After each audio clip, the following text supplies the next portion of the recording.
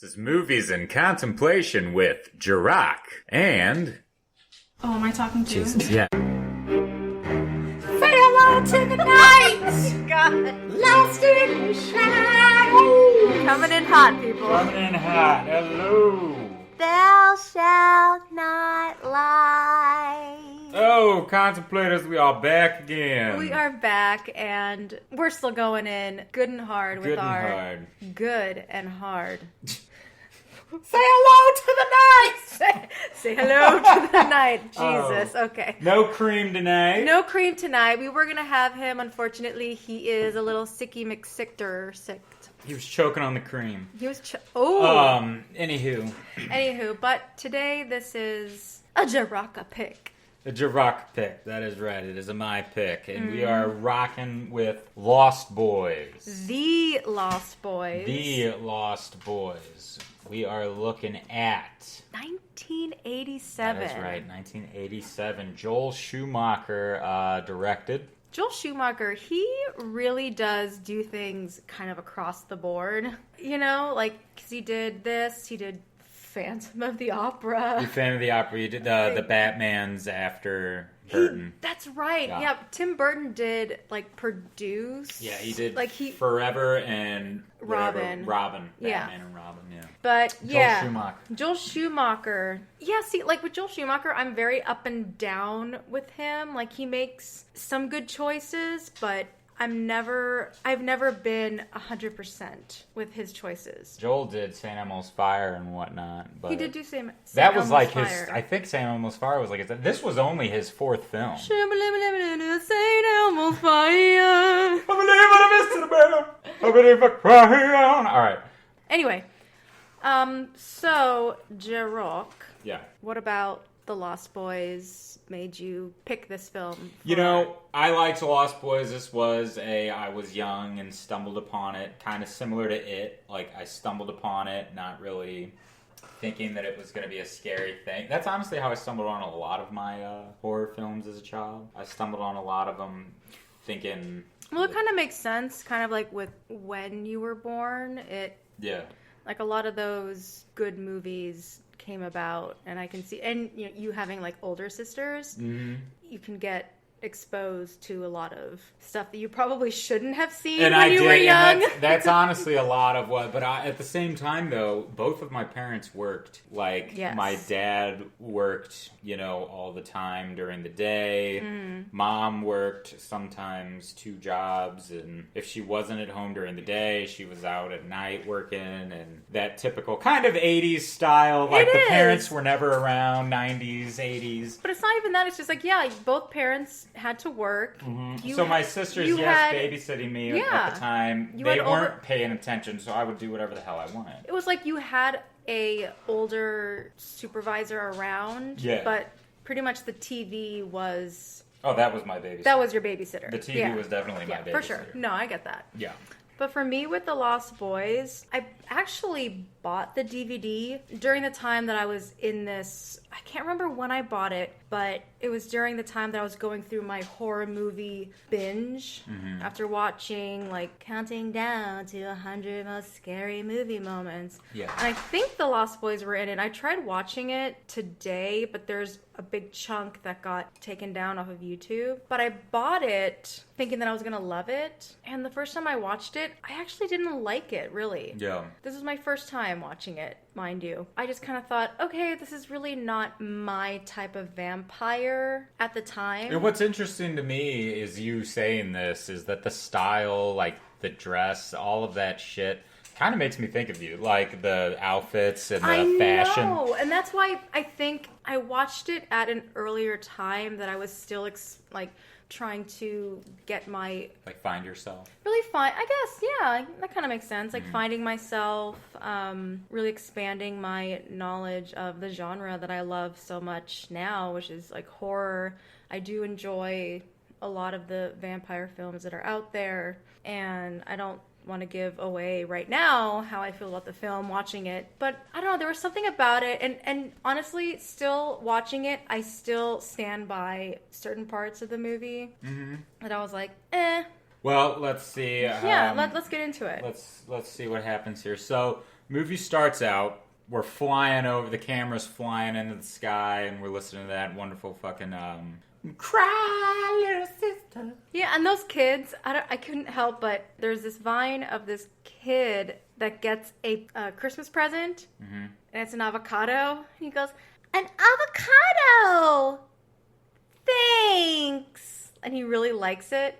Yeah. That just makes me think of the kids singing the "Thou shalt not" something. Because he sounds like him, or what? Yeah, he sounds exactly like it. It sounds like the kids weren't trying to be creepy, even though that they were. Well, again, that's kids, man. Yeah.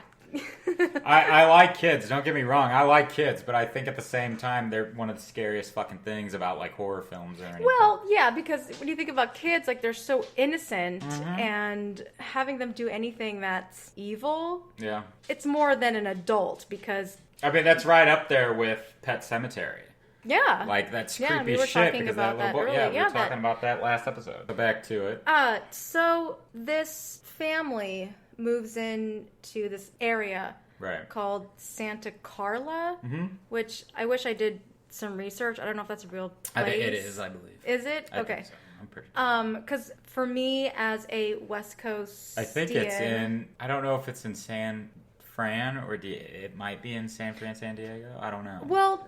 Kiefer Sutherland talked about the big one. I'm thinking like the earthquake in San Francisco. Yeah, that's what's making me think that's where they are. And I know so little about that area because I've only been to San Francisco once. Did we talk about the wine? Oh my god, we're fucking up. No, but the funny thing is we forget the wine every time. I know we do. Well, we're so excited to talk about the damn movie. We are. We're very excited to talk about the movie. So but Jarokk picked out the wine. I did. Usually it's me, but today It's Carnivore Cabernet Sauvignon. Carnivore. I felt that was appropriate. Ooh, okay. This is a good one. I'm going to read the back. Please. Meat was made for carnivore. Ooh. Our boldly blended Cabernet is an exceptional complement to your favorite red meat. Ooh. Layered with hints of rich blackberry, luscious caramel, and smooth toasted oak. Indulge your primal side with carnivore. It is indulged. Some of these wines we've been picking, the back, I'm sensing a theme here. It's a theme, yeah. To read the back of these wines. But when I think of anything like Santa, this is just me because I think of Santa Monica, Santa Clarita, Santa Ana. Well, clearly they're on the beach, so yeah. For sure, they're on the beach.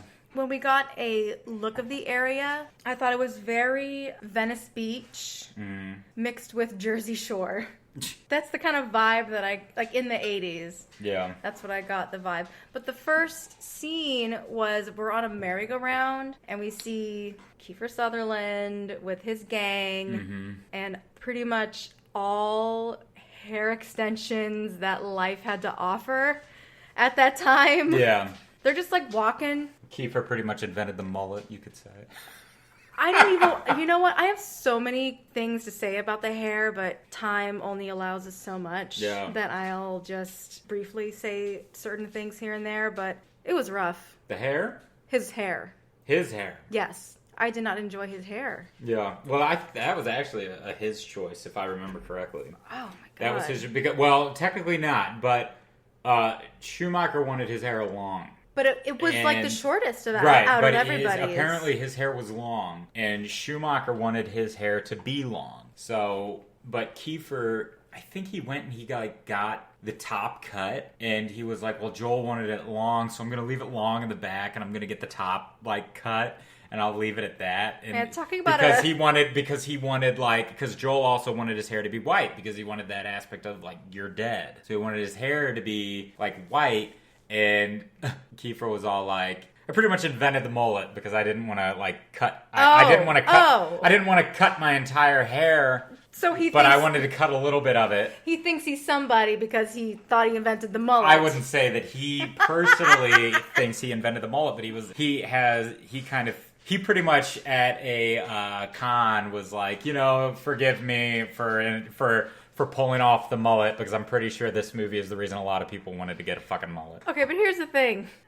His hair, his blonde... Well, the blonde wasn't natural. It was not. No. For sure, but it was platinum, kind of natural looking blonde. Yeah. Well, that was just white. That was like it wasn't even white though. It was like a gray white. It had yellow. It had yellow. I did not. It had see yellow tones. It had yellow tones. Well, Fight me on this. Okay, agree to disagree. Cool. I didn't see yellow tones. We'll check that out later. But when they walk on the merry-go-round, they barely get onto it, and Kiefer's like touching that woman's face. Then her boyfriend like comes out of nowhere and he pushes his girlfriend's face back. It's not even that. Good thing that they keep a security guard on the Ferris wheel for shit like that to happen, because nowadays it was so quick to be like, hey buddy, no fraternizing on the merry-go-round. I told you to stay off of the boardwalk. But it was just so, like, the merry-go-round was going on. Yeah. And it was just, like, the security guard was there the whole time, like, hey,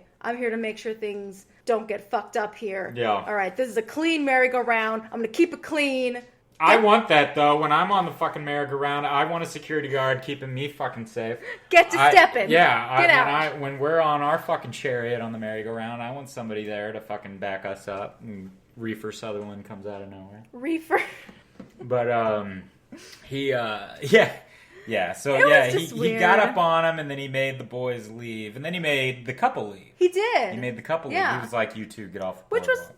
Which was fair. Yeah, it was fair. And then we see the security guard. We get this nice, Suspiria camera shot coming down, and it's the security guard walking to his car. Mm-hmm. You see the boy. Well, you don't see. You don't know who it is. You don't know what is going on, but you just see something. The camera flying down.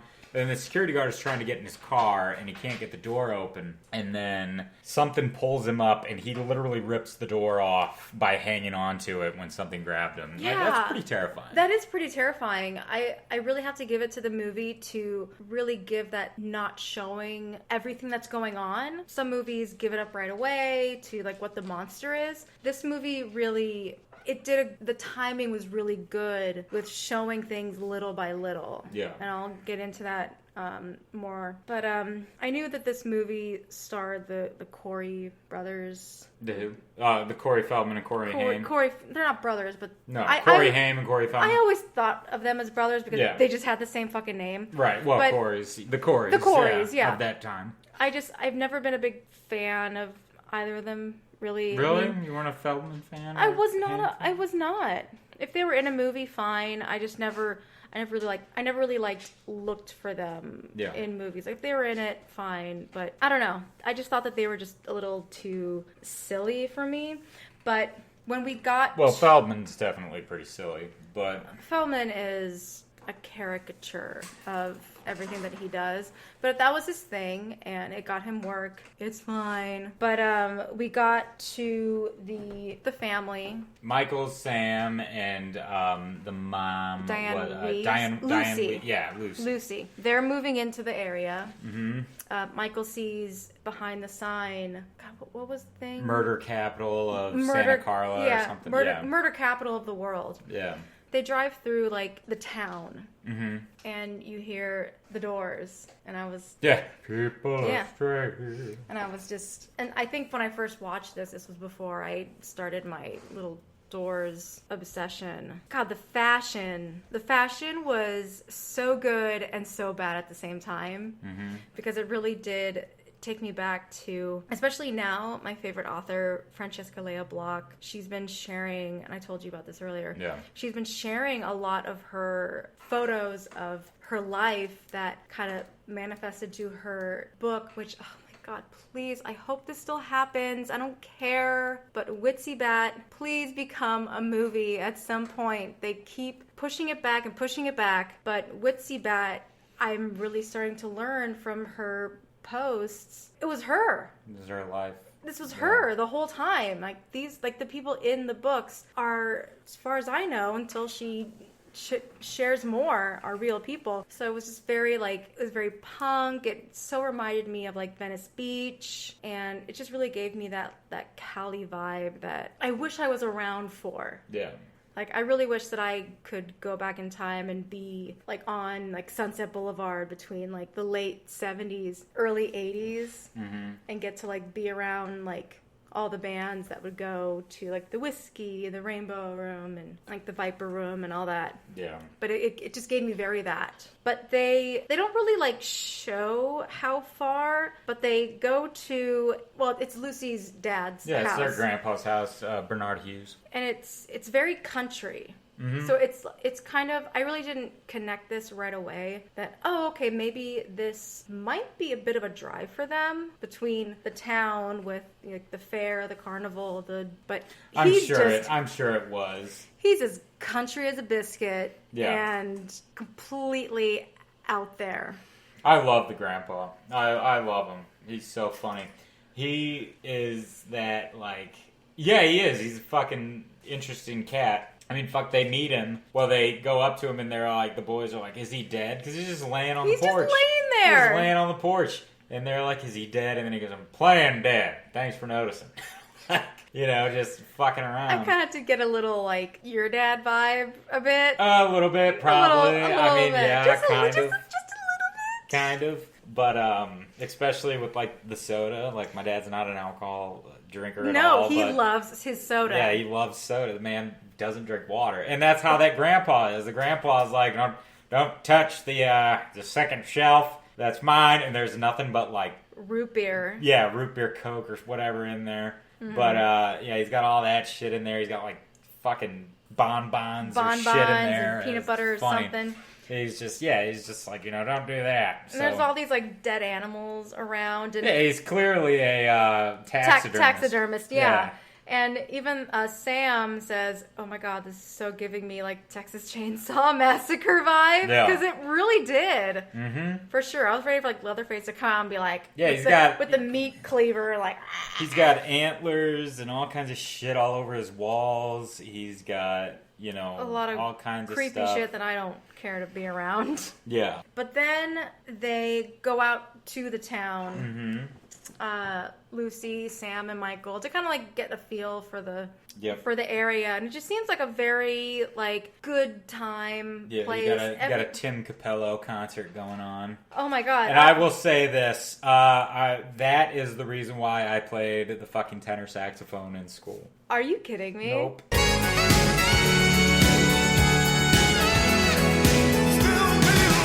Tim Capello made. If only I could. Of course, when I played the saxophone, like the saxophone was a little bit bigger than I was, so I couldn't pull off Tim Capello fucking hump. This guy, man, he was wearing these like striped tight spandex shorts. Dude, that's him even now. Is this an actual guy? This is an actual guy. This is Tim Capello. I don't know who Tim Capello is. He's like that. He's like the real sexy sax dude. He's the original sexy sax man? If you will, yeah. No, not that. I'm thinking of the other sexy sax man, but this guy, he had like long hair, braids. He was oiled. He's like a saxophone. He's like a what is that dude's name on the books on all the novels? He's like a saxophone Fabio. Oh, okay. Yeah. Okay. Yes. Take a moment. Sorry. Take a minute.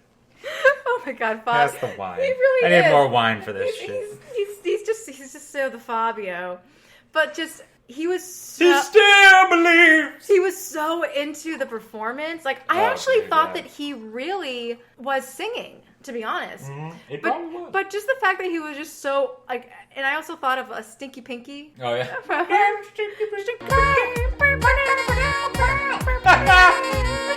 Love line, Love line. Oh my God. Just like gyrating with that saxophone between his thighs. Yeah. And everyone was so into it. And then we get to see Star. Mm-hmm. The hell? Star. Jamie Gertz. Jamie Gertz. And fun fact about Jamie Gertz. So, what's his nuts? Schumacher. He wanted for Star, he envisioned a short-haired, like blonde. Really? Yeah, very Edie Sedgwick. Oh my God. Very Edie my Sedgwick. girl. Yeah, very Edie Sedgwick. My idol. He visioned somebody like her playing this, and like pixie wave. Like, yes, just a that's total what mess. That's what he wanted. Jason Patrick decided he played Michael. Yeah, Jason Patrick worked with Jamie and was like, we gotta get Jamie in here, let her come in and work with her. Schumacher was like, man, you were right. She was perfect. He envisioned, and this again back in the day of let's take a risk. Like nobody takes risks anymore. No, they don't. And a lot of those kids, Jason, Kiefer, all of the Lost Boys per se.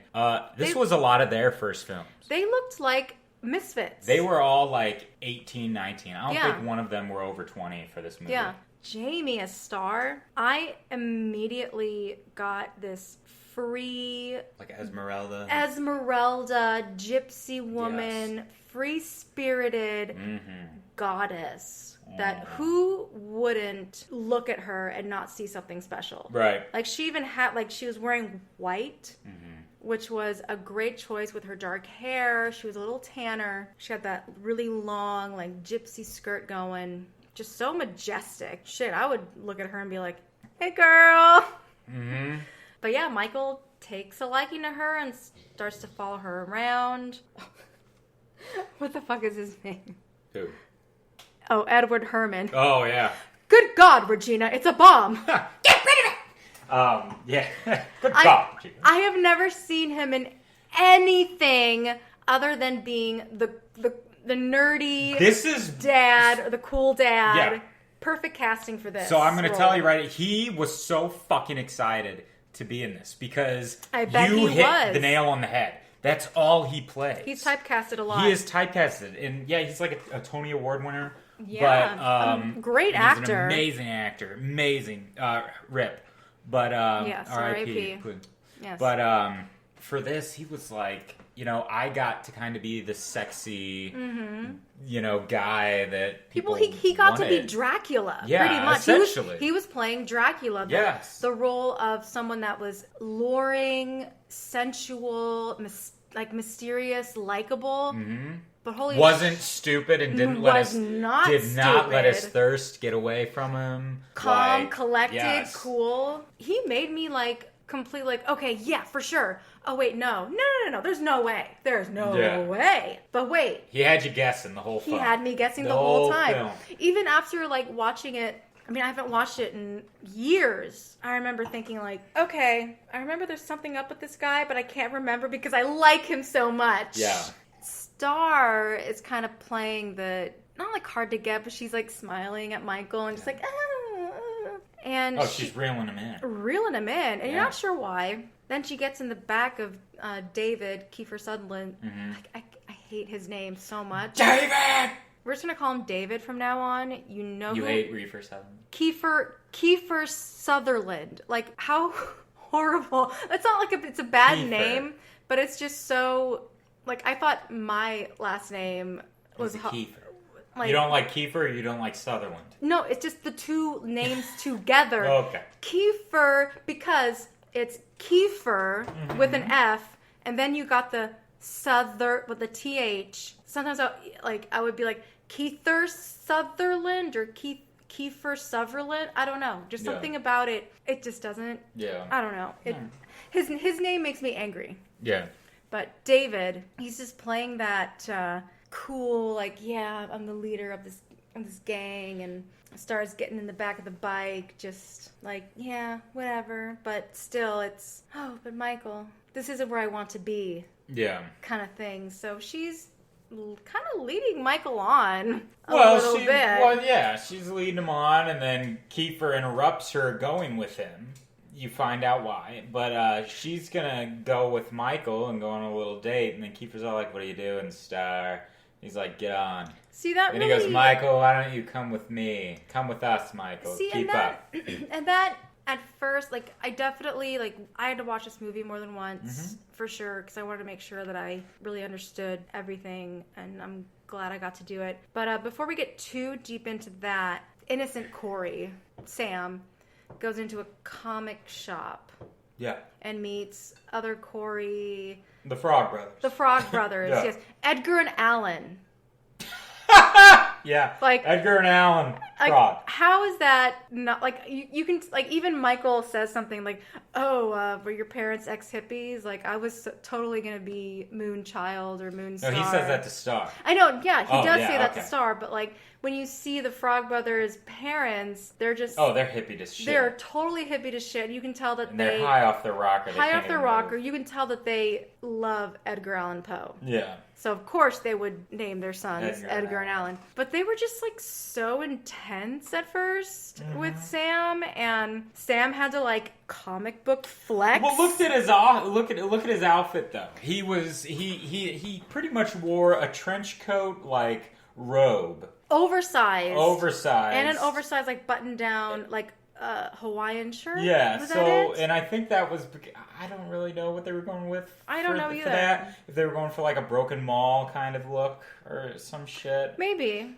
But something like that. But like his look didn't have any sort of edge to it. Yeah, like he's from Arizona. I mean, I don't know. I don't know what Arizona. I don't know much about Arizona, but Flagstaff. So, but anywho, he goes in there and he has to flex his comic book muscles. He's like, "Hey, you got Batman number 14 in the wrong place, dude," and blah blah blah blah and all that. Yeah, and he's like, there's only that's a serious comic, man. There's only 5, and he's like, there's 4. I'm always looking out for the other 3. Yep. And it's like, god damn. Totally flexing. Yeah. But then he gets, hey, this is the only comic book you need to read. Vampire comic book. Comic book. It's like I don't dig on he's not a horror comic. But and then Lucy goes in to a video store that says that they're hiring, but she sees that a kid is like lost and crying, and she goes in. She helps the kid. Does what any normal person should do in that situation. Absolutely. Is take the child to a worker of any establishment and say this child lost a parent. Let's Yeah, because you see throughout like the beginning that there's a lot of missing kids out there. Yeah. So that's like huge red flag. And of course, let's remember that the mother of the security guard was putting his face up on the post. That is for you, Cream. The mother of the security guard is putting the security guard's face. I don't remember that. On the thing. Yeah.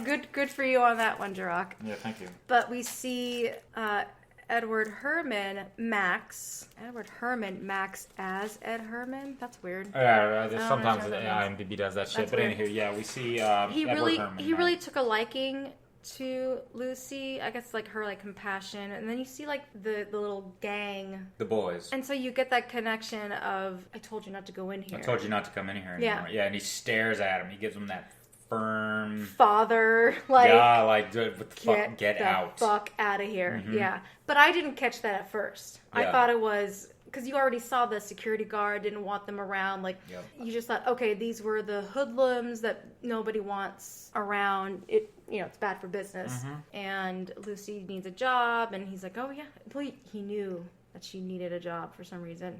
So I think, like, with Michael, he kind of got to get a look at the guys that Star hangs around with, and they're a little more edgy, a little more on the punk side, so he buys a leather jacket. He looks and, maybe I should get my ear pierced. Just do some shit. He's just really trying to, like, fit in with the group that he thinks is the cool group, which I kind of can identify with. I've moved around a couple times growing up, and of course you want to be you want to be with the people that are the most popular and whatnot, and I learned that later on that's the worst thing to do. But Star goes, you don't want to do that, you don't want to get your ears pierced, I can do it for you, and she kind of like flirts a little bit. That's us backtracking a little bit, but yeah. Well, that's just that's fine. That's just where I'm going with my notes. Yeah, no, that's fine. David gets Michael to go with them. And when I saw David at first, he really is he's that villain that at first the hero kind of like admires, like the main villain, the lead guy in the group, the gang is very enticing. He's almost like a very Point Break. Thank you. I was gonna say the exact same thing. Point Break. But yeah, he so badly wanted to be with Star. He thought, okay, I gotta be more like David. Let me get in with this group. And things just start to get really odd and dark. And they go to the super cave. Weird. Yeah. You're eating maggots, Michael. How do they taste? And that's a question. Like, what's with the illusion jokes? They're just fucking with them. They're just fucking with them. Okay. It was showing the fact that they're a supernatural, even though they're vampires, they have a supernatural ability to fuck with your mind. Yeah. They give you illusions. Yeah. David was doing, he was fucking with Michael. With certain vampires, and with majority of vampires, especially like with Bram Stoker's Dracula, there are certain rules. Tell me these rules. Okay. They can't eat other food. They have to only, like, I do not drink wine. Right. They only drink blood. And then another rule is they don't go out in sunlight. Garlic is bad. Holy water is bad. Silver is bad. Mm-hmm. It's just like all those most movies kind of abide by, but some don't. And I saw with this movie that they were kind of somewhat teeter-tottering between them, which is fine. I liked it. I liked it that they did that, though. It was great because it was a great... kept you guessing. It kept you guessing, yeah. So because the boys thought that, you need garlic. We got, the reflection in the mirror. The mirror, that's the one that I forgot to say, yeah. Yeah, and with the mirror, all of this is like kind of myths. The only thing that seemed to have worked was the wooden, a stake to the heart. Yeah, that's another one. Or something piercing the heart. Piercing the heart, yeah. And holy water. Yep. Those were like the two that actually did the thing. The most damage. Yeah. Yeah. Everything else, like garlic, was just fucking... And that's the thing that excites me about a lot of like vampire movies is like what rules are they going to abide by and which ones aren't. Yeah. Like it's not like there's a set like, okay guys, if you're gonna make a vampire movie, this is how to kill them and this is how they survive. They're guidelines, just like D&D rules. The D&D rules, they're just guidelines. Just guidelines. Yeah. It's your game. Yeah. So yeah, the whole thing with the food, I don't know. I thought that was weird, but it was a good throw off. Yeah. Or unless they were doing that as like, okay, we're just eating as a joke. I think they were doing it as like an illusionary doing thing. it, to kind of fuck with Michael. I think so. But they were just trying so hard to fuck with Michael, but also seem super cool that, hey, you want to be like us? Mm-hmm. Well, okay. See, now this is popping in my head. They're fucking with him with the maggots and the worms. David hands him the wine, and Star says, that's blood. It's blood, don't do it. Yeah. Michael's like, whatever. Yeah, right. See, whatever. That I believe was David's plan. That was. I think that was his plan, because I think David did think that Star's probably going to fucking warn him, and then he's not going to want to do it, so let me pull off my illusionary bullshit. And part of me, when I first watched this, was questioning, why did David want to turn Michael? Like, it was obvious that Star was into him, into Michael, and Michael's into Star and whatnot. But then I think after watching it a second time, David did that because he knew that Michael wouldn't be the type to really be invested into this change of being a vampire. I don't know. What's your take on that? I know exactly why Okay. He was supposed to be changed, and that has to do with the end of the film. We can either go there now, or we can get there later. You know what? Let's save it. Okay. Let's save it for the end. It's all part of a plan, but we'll get there. So it's all part of the plan. Part of the plan. So let's move on to your notes here. Okay. There is this moment. Sam is reading his comic books, and he's clearly scared. And Lucy comes in, and she shuts the closet door. Yes. And clearly Sam has, like, all these posters up, like most of us at that age did. His posters were a little questionable.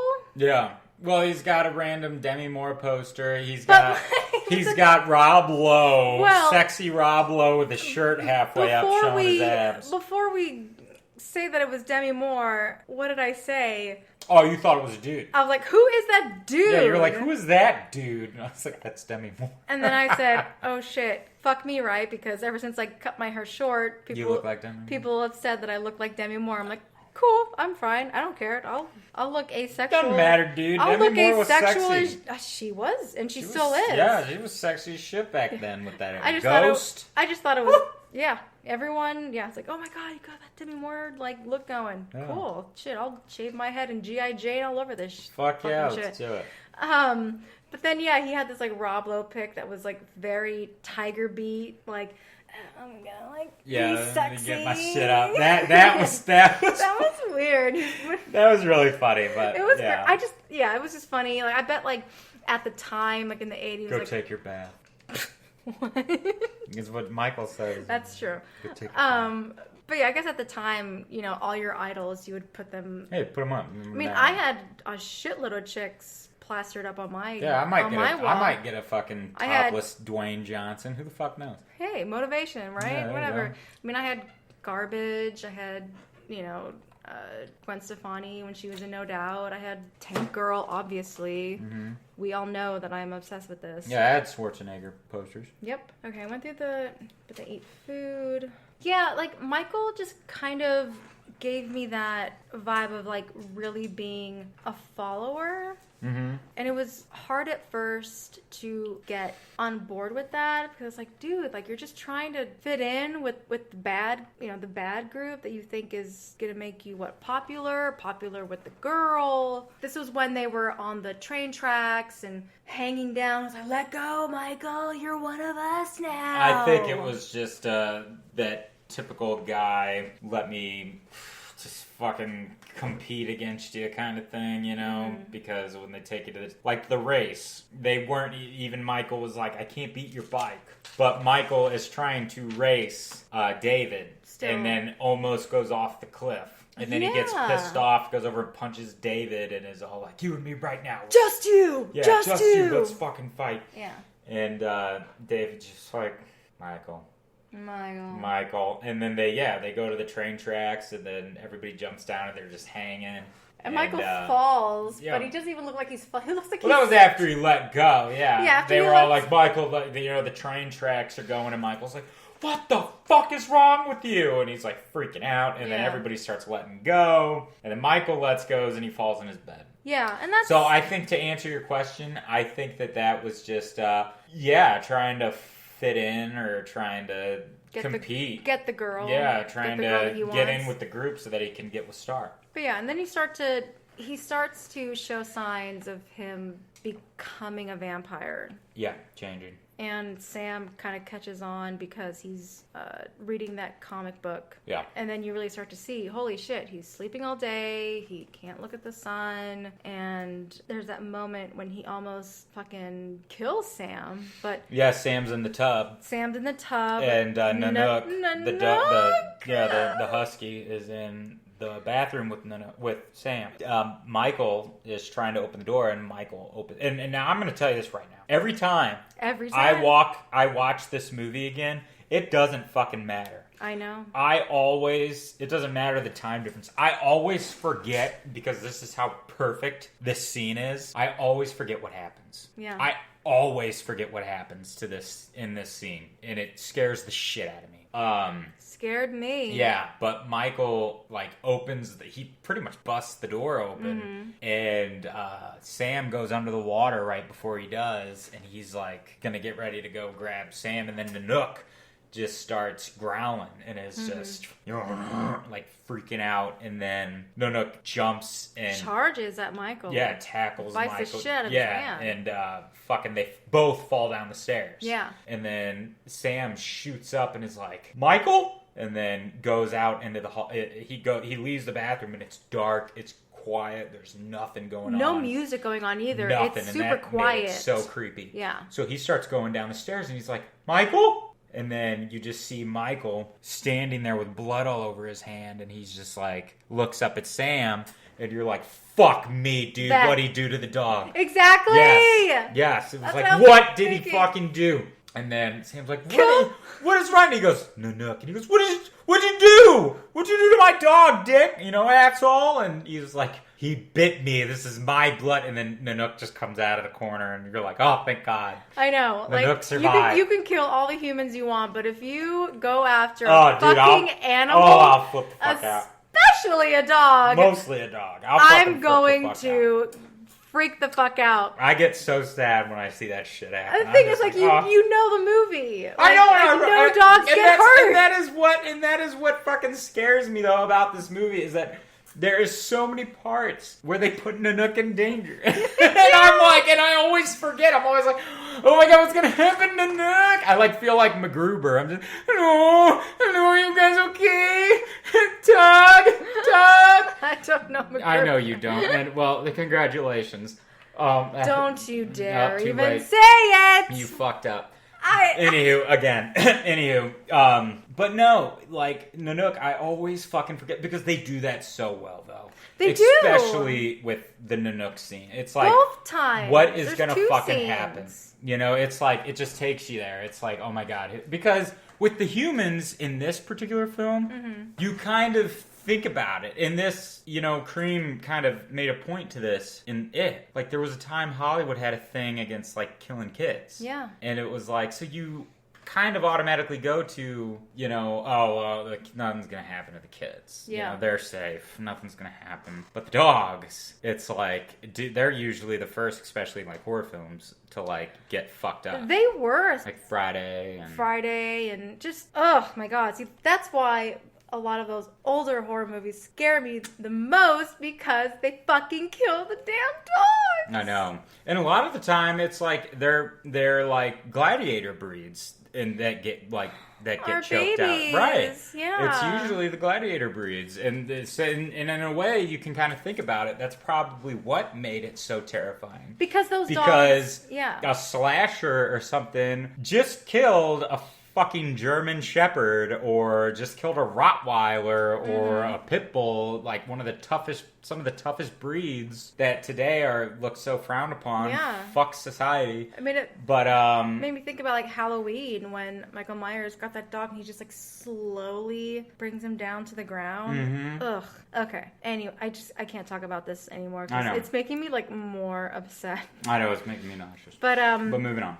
So Sam starts to see, okay, Michael's becoming a vampire. Let me call the Frog Brothers or whatever what to do. You gotta kill your brother. Yeah. Like, no, I'm not gonna do that. Let's figure something else out. No, you gotta kill your brother. Yeah. But Sam says that he read. It's just, I don't know, it's just weird that the Frog Brothers told Sam to read the comic books, but they didn't think. Here's the thing that like makes me question the Frog Brothers.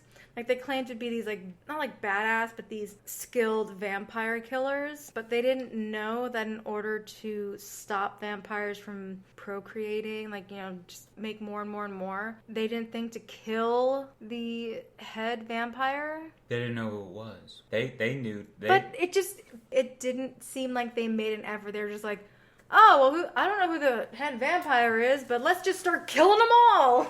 Kind of. Well, yeah, if you don't know who it is. I don't know. It's like, well, we don't know who it is, so we might as well kill every one of them. It just seemed like, and it's fine because they were We'll kids. Start with the little one. Yeah, they were kids, and they were just all about, like, killing vampires. But, like, I wish that we got a little more of a background with the Frog Brothers, because we don't, not that I needed, like, a full resume and all their credentials of, like, okay, how many vampires have you actually killed? Because they're giving us, the audience, that question of, okay, is this real or is this like bullshit? Well, no, they were pretty much full of shit. They were full of shit. See, and that kind of threw me off, because when it came down to them actually killing the vampires, they were very sure about themselves and very like, okay, this is what we gotta do, this is what we gotta do. Like, the only time that I actually felt that they were scared was when they actually did Pierce Marco, yeah. And they just showered in blood and the fucking bloody glitter. The bloody glitter? Yeah. Oh my god, if that wasn't It was like oil with glitter in it. Like, is that where Twilight got its idea? Fuck Twilight, man. Yeah. Michael starts to get a little more of an idea of what he's become, and he goes to see Star. And then they're both hot and heavy. They're so hot and heavy, but at the same time, like, they have this sex scene, but I was really digging that sex scene that they had. They got fucking Cry Little Sister going, too. Last fire will rise behind those eyes. they had like just a sexy song. A sexy song going. It was very hot of like making out, and everything was just slow, and I don't know, like there was just a really good connection that I rarely see in sex scenes nowadays. Like I'm not turned on anymore. That's because they just jump right to it. There really is no emotion behind a sex scene nowadays. Or maybe like music for me is very, I connect so much with music, and I don't know, just well, that's a sexy tune, and that tune is very similar to like Garbage or like Portishead, our shit. Yeah, or you know, any of that shit. Like those type of tunes are like so... I just loved that they were just like hard making out. And I mean, if you think about the lyric, you know, high fire will rise. Yeah, like the rock ballad kind of thing that they got going on, which was like a hint of also like a heavy, like kind of like heavy metal. Mm-hmm. Like it wasn't like an 80s rock ballad as much. Definitely in the Hair Nation, yeah. Perfect combo. Yeah. And then, you know, their clothes are starting to like kind of come off, and then all of a sudden we're flying in clouds, and that just kept me. That's the orgasm. That was the orgasm we all want to have, and we're in the fucking clouds. Then the kids start singing about our sins. Like, yeah. It was just all hot for me. I loved it, and also I had this. They didn't mention it at all, but we mentioned the Doors earlier. Mm-hmm. But in the vampires, like their cave, their coffins, whatever. They have a tribute to Jim Morrison. They have a pretty much like a mural of Jim Morrison, and part of me started to think they didn't mention it, but this is just my mind working where I try to like, this is what I love about horror movies and just any movie in general, is like, what is the backstory of everything? Was Jim Morrison the original vampire? Like with his music, like a lot of his music was very. Maybe he was fucking Lestat. I mean, maybe I don't yeah, know. That's interesting. You know, I don't remember the very Queen of the Damned. Queen of the Damned. That's what I was thinking. I can't remember her name, but where was that connection? I would have loved to see that type of connection. That Jim Morrison was connected to these fucking vampires. I don't know. That'd been interesting. That would have been fucking cool. The grandfather. You don't really see this until the end, but when you watch it a second time, it's like, okay, he knew about these vampires the entire fucking time. Mm-hmm. Yeah. Well, that's why he doesn't go into town. Yeah, he doesn't go into town. It's so funny. He goes out to his nice fucking car. I can't tell you what kind of car that is. I'm fucking horrible right now. But You're horrible! I know, that beautiful fucking classic. He goes out and he starts it up with Sam, and he's all right, you ready? Let's go to town. And then he gets out, and then he shuts it off, gets out of the car, and then Sam's like, I thought we were going to town. He goes, that's as far out of town as I like to go. Yeah. It's like, but you just think that he's this like crazy old man. Yeah. But at the end, you realize, and you do start to see clues. You do. Of him, like... Especially when Max comes in. Yeah, Max comes over for dinner, and he stays in his room. Mm-hmm. He takes his dinner into his fucking little hideaway. Like, he knew everything, but he didn't say anything to the damn family. He starts making those palisades for the fence. Yeah. Yeah, he starts carving all those up and put them in his truck and putting them in the ground, and it's like... Yeah, it's true. But there's this moment, and that's when I had to watch it a second time. I had to ask her, like, when did they start to think that Max was the head vampire? Because Sam was like, okay, I read this, that if you kill the head vampire, all half vampires become normal. And because he's trying to save his brother. He doesn't want to So Sam, kill him. The night of them going to the concert, when Michael disappears, was when his mom went into the movie store, and Max. So Sam's already like, this shit started as soon as Mom started working at that store. We went to Max's house, and his dog attacked my mom. And that's when he was reading about the hellhound. Yeah, and he was like, there are hellhound, there are daylight guardians for vampires. But like right before that scene where Thorn, the dog, Max's dog, Thorn, before he starts charging at Lucy. You see the boys go to Max's house, and Max is walking through his property. He's walking and he's like hearing noise, and he's trying to investigate. And he's like, "Who's out here? Like, what's going on?" And then he sees Thorn. He's like, "Oh, buddy, is that you?" And then you see that kite just fall on his face, and he's like, "Ah!" And he like freaks out. And then you see the motorcycles. Yeah, and you think that he got attacked. What? Yeah, it just makes you think again. Yeah. And then he goes to dinner, and to Lucy's, he goes to dinner, and he goes up, and Mike is leaving. Mike leaves. Yes, Mike was leaving, and Mike's all like, you must be Max. And he goes, "Yeah, well, you're the man in the house, and I'm not coming in unless you invite me in." That's right. And then he was like, "You're invited." And then he's just like, "Thank you." And then he just walks in. Yeah, so he walks in, and then Sam and the Frog Brothers are running the tests now. They're like, let's fucking do every test here. So they're like, vampires hate garlic. So what do? Sam chops up garlic and pretends it's Parmesan. So he gives it to Max, and he's like, "Here, Max, put this on your pasta. You like Parmesan?" He goes, "Oh yeah, I love Parmesan." And then puts it in. He puts a lot in. Yeah, he puts like about as much as I put on. I was just going to say that. About as much as I put on. And he, like, eats it, and then he just goes, and he, like, starts choking, and they're all like, "You don't like garlic, yeah, bet you hate garlic, huh? Does it hurt?" And he's just like, "Oh, I love garlic. It's just too much." See, that's the thing. Like, they do all the tests. They do the holy water. They do the mirror thing. Remember to say is the rules is, okay, so you invite a vampire in. That means that they cannot... So what I get out of it is if it's your private home, like our home is our home, right? Yeah. This is not a public place. Right. So a vampire, let's say, needs to be they need to add a permit. They cannot enter our personalized private space. Our property. Yeah, we have to be like, "Yeah, come on in." But you take them to a mall, that's a public place. They can go into a public place. They can go into a library.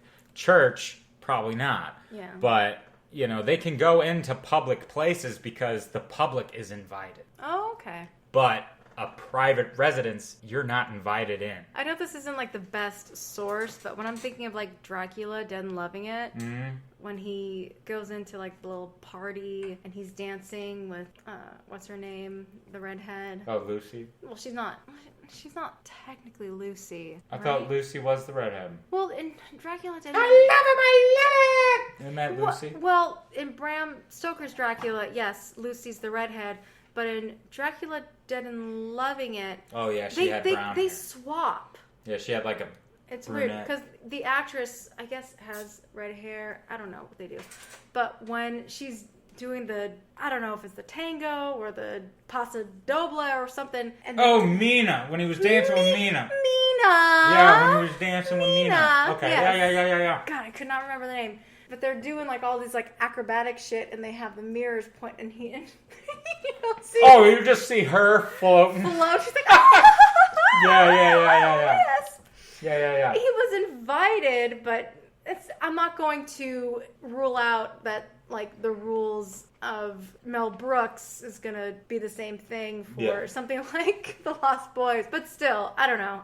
That just makes me question, okay, so he gets invited, so that means all of the things that hurt him, he's immune to that? And I was kind of waiting for you to get here, because this is my take, this is what I think. I think because he is technically an original, if you will, he is like Dracula. Papa Vampire? Exactly. Because he is the head, he has a reflection. He has an immunity to, some of the things, like all of that shit. This is my take. Yeah. I could be very wrong, but this is what I get from the movie. This is what I get. He also has that day protector of the dog. Yeah, he's got a dog. He's got a familiar, if you will. The boys don't have one. No. So yeah, I can see that. He's got all of these. He's got all these other things that the boys don't have, and that's why I think it's pretty much because he's an original. I think. Yeah. An OG. Because again, an OG.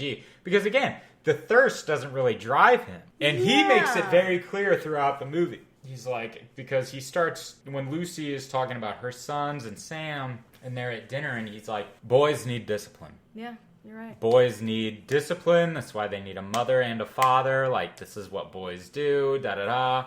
And, you know, I can see that. He starts to really hint at that, and he's hinting at something. Yeah, he's not going for the thirst and the kill. He's looking to really hone in on the family, procreate and get a mother's intuition, a mother's love with the family to kind of like straighten up the boys. Yeah. And yeah, no, I see that now after watching the whole movie. But I guess getting back to the movie, so they think that David, I guess, is like the head vampire. Yeah, the Frog Brothers. Yeah, the Frog Brothers are like, Sam and they go and try to, and we mentioned it, they kill one of them, and they're like, okay, we need to get, they get Star out of there.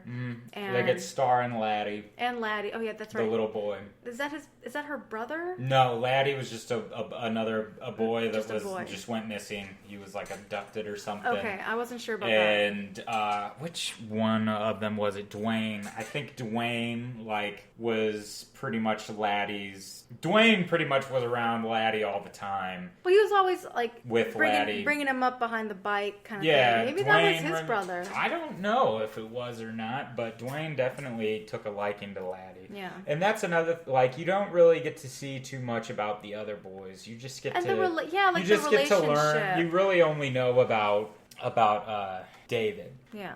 You know, they talk about Marco, Dwayne, and Paul, but they barely really get any time but background. They don't. They don't really talk about how each of the boys. But the movie would have been much longer. It's a short film. It's a short film, and it was a perfectly timed film. Mm-hmm. It wasn't too long. It wasn't too short. It really did get to the point of the story, which was, okay, we have this town of vampires. How do we stop them? Yeah. They could. I mean, I know there have been others, and I haven't watched them. Others, yeah, and we've never really. I haven't seen them. I haven't. No. It would be cool, if we got an origin story of some of them, but I wouldn't be surprised if a TV series comes out in the next year or two. I would not be surprised. I wouldn't either. I would not be surprised. And not that I would be opposed to it, but it would have to be a TV series, and if it's people that really are into this story and the origins of the boys and the family and how everything got started,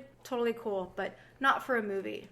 The main story definitely is Michael, Sam, the family. Yeah. So the Frog Brothers, and Sam and Michael and everyone, they set up to kill the rest of the vampires and whatnot, and they pretty much get everybody. Death by stereo. Yeah. Yeah. And David and Michael have their final battle. Mm-hmm. It was short. It was a lot of let's fly in the air and tackle each other. Yeah. But again, I mean, he wasn't 80s Wire. 80s Wire, but he wasn't the head vampire. Right. But also the head vampire wasn't a young buck. Mm-mm. He was powerful, yes. We finally, spoiler, here we go. Max is the head vampire. He's like, oh, sorry, Lucy, my boys just can't behave. I thought you would be the mother. And that goes to that Max was like, I told you boys need discipline, they need a mother. Mm-hmm. My plan was for, and this goes back to your question in the beginning. Mm-hmm. He said, my plan was to have Michael and Sam turn first. Yes. And then you would have wanted to join because of the boys. Yes. And you usually see that in reverse. You usually see the parent gets turned and tries to manipulate the children. Mm-hmm. Well, he was like, let me manipulate your kids, and then you're going to come and live with me because I now have your boys as vampires, and you're a parent. You're not going to want to leave your boys. I didn't think about that. That was his plan. And I think that's why he pegged Lucy as the perfect mother figure, because she's caring. She brought that little boy into the shop and was like, I need to find this kid's mother. Let's do it. And he was like, somebody that could take care of my boys. Max, somebody that will... Yeah. Max said, after he said, boys need discipline, and she's like, no, Sam, they don't walk all over me. They don't do that. Yeah. And he's like, always the protective mother. Mm-hmm. Like, he meant that in a good way. At first, I thought he was kind of being, like, condescending and, like, an ass. Like, oh, okay, you're just protecting your children. It was like a test. Yeah, it was a test. It really was a test. And that was the point of, I think, because you kind of think, like, he tries to get her to go out to dinner. Like, he takes her to a public place, and then he tries at her house with her family, and then he was like, okay, neither one was working, you're coming to my house this time, and you didn't even see them doing it. Like, all they were doing, they were literally having dinner. Mm-hmm. And he's just, like, talking to her. He's investigating. He's sitting there saying, you know, what kind of a woman are you going to be for my boys? Yeah. What kind of a woman are you going to be for me? Yeah. And both boys were testing Max. Yeah. And Lucy was really adamant about not liking their behavior, but also being like, they are, because, I mean, she was telling the truth. She wasn't trying to make it, like, excuses like a lot of mothers do. Like, no, my children are not like this normally. Yeah. I don't know what's going on with them. But Max was like, hey, I get it. New man coming in the house. They're territorial. Right. They're perfect. I know what's going on here, Sam. Yeah, no, Sam, I know what you're saying, and I'm not. I'm not trying to take the place of your father, and I'm not trying to steal your mother from you. In fact, I want to be your friend. Yeah. Good night, Lucy. Yeah. He was so good at playing like the innocent guy trying to just date the mom, but holy shit, he was and that's why the worst of the worst. That's why Edward Herrmann was so great. You got a guy with such great charisma. But no, you got him. Like he really was perfectly casted, and love it. Grandpa comes in and helps save the day during the battle of... Yeah, he reverses his truck and all the Palisades go flying, and one goes through Max. I didn't invite you in this time, Max. He goes flying in, and he goes into the fireplace and blows up. Mm-hmm. And then everybody's like charred. Grandpa gets out of the truck. Grandpa walks to his fridge, gets his Coke, and just goes, the one thing I always hated about Santa Claus. Oh, the goddamn vampires. And, like, everyone looks at him like, you knew the whole time? People are strange. The whole time? The whole time? The whole time! Damn you! Damn you! But, that's... Are you afraid to face me, Damon? Yeah, a lot of shit going on in this movie. But, yeah, that's pretty much Lost Boys for the most part. Yeah. We kind of... Like, we didn't go into, like, too much detail, but... Not too much. We wanted to hit your notes. I really wanted to hit my notes. And another thing I wanted to say, I'm going to have to go back. I thought when I know I didn't say this, but when the boys finally became like the physical vampire type. Like when they went after the Nazis. When they went after like the Nazis and like when beach Nazis. The beach Nazis and the final battle and all that. Again, I said earlier that I liked that they gradually started to show the vampires. They show that they can fly. You didn't get to see them. They're strong, but also like not really showing it until later on. And then finally, when Michael started to understand, okay, there's something going on with me, they became their true selves. And that's when like the prosthetic makeup came in, which Kiefer Sutherland, I can't say his fucking name. David. Just say David. David. Thank you. Don't get mad at me. I'm not mad at you. Just say David. David, his didn't work for him. No. I didn't like his. I don't know if it was... You're dead me! I don't know if it was the hair or... I get it. I am super pale as well. But so am I. Could I pull off blonde? Probably not. But his makeup was very hard to watch. However, everyone else looks really good. I enjoyed that they waited until later to show their actual vampire form with the teeth and the eyebrows, the cheeks, and all that. So I do want to give a shout out to the cosmetics and all of the prosthetics that went on with that film. I want to give a shout out to Nanook.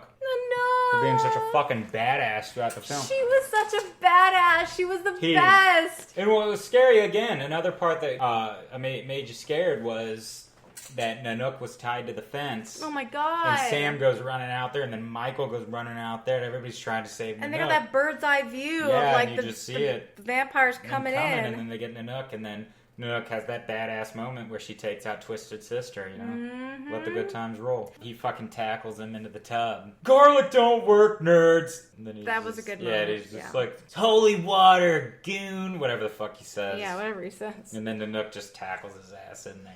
Nook really did have a badass moment, and I'm really glad that she survived, because there were a couple times where I was like, if they kill this fucking dog, I'm done. I'm not finishing this film. So. Okay, well, down to the question here. Would you watch this film without me? I am going to say yes, but another soft yes. I actually liked it a lot better than I did when I first watched it. Yes.